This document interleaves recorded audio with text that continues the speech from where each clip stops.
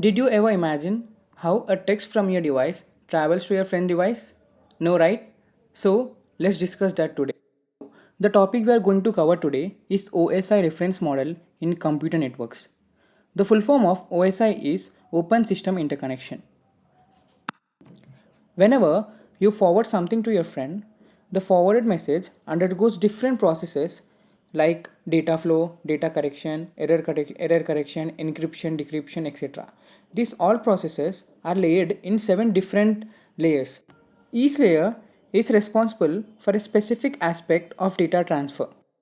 This layered approach provides a standardized structure for understanding and designing network protocols and services. So, the 7 layers are physical layer, data link layer, network layer, transport layer, session layer, presentation layer, and application layer. The top 3 layers are known as software layers, and the bottom 3 layers are known as hardware layers. So, the layer which is present at the center is known as transport layer, and always the data transfers from the bottom to the top, which is it travels from the physical layer to the application layer. Let us discuss each layer briefly.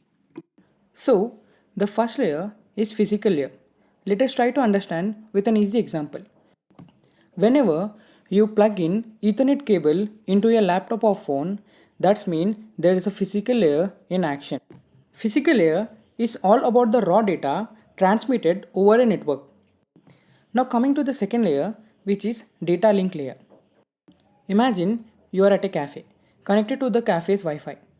When your laptop or mobile communicates with the Wi-Fi router, the data link layer makes sure that the data gets through without any mistakes or errors or in types of viruses.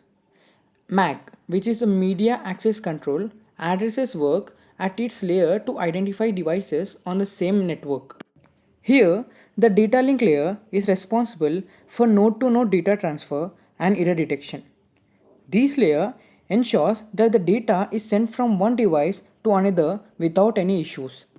The third layer is network layer, which is also a very important layer. For example, whenever you enter a URL like youtube.com or instagram.com in your browser, you expect YouTube or Instagram to open, right?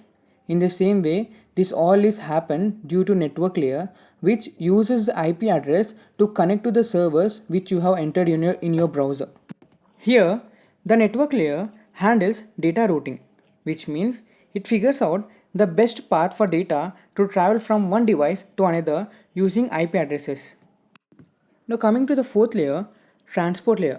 Let's try to understand with an example. We use WhatsApp in our daily life, right? And we have conversation through text with our friends. And the order where we send the text to your friend is always in a consecutive manner. Here, transport layer comes into place, where everything you send through your devices get in the same order or format to your friend's device. These sending and receiving the data in the correct order is because of the TCP and UDP in transport layer, which is Transmission Control Protocol or User Datagram Protocol. These protocols keep an eye on the text so that they travel in the correct order from the sender to the recipient, like a police keep an eye on the vehicles so that no accidents takes place. This is done in the transport layer. Now getting to the next layer, which is session layer. Imagine yourself having a video call or gaming session that suddenly disconnected and then reconnected.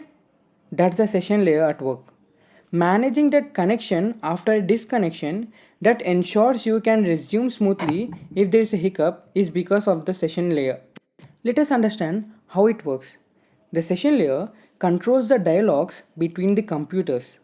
It establishes, manages, and terminates the connection between two devices. That is the reason the disconnection and connection takes place during your calls or gaming sessions. Now coming to the sixth layer, which is presentation layer. It is often referred as the translator layer. In this layer, encryption and decryption takes place. That means it ensures that the data sent from one device is readable by the other device too. Now let us try to understand through an example. Imagine that you're watching a movie on Netflix. Here, the presentation layer is responsible for changing or converting the video file format into a format where the Netflix can display it for you. I hope you understood the presentation layer. Now, coming to the last layer, which is application layer. Application layer is where you, the user, interact with the data. This layer supports applications like web browsers, email clients, and file transfer programs. For example, every time you browse the web or check your email or watch YouTube, like right now, you are interacting with the application layer. In this layer, protocols like HTTP or HTTPS are used. I know you know this before, right? Like in a browser, while you enter some any type of URL, you type these protocols. Here, it refers to hypertext transfer protocol. Then later on, a secured protocol is introduced, which is hypertext transfer protocol secure to secure the browsers and URLs from getting affected by the viruses. That's it for today, guys. I hope you understood the video. By learning this model, you can easily understand where the troubleshoot has taken place in the network. If you found this video helpful, don't forget to hit that like button and subscribe for more tech videos. Leave a comment below if you have any questions, and I will see you in the next video. Stay safe and keep learning.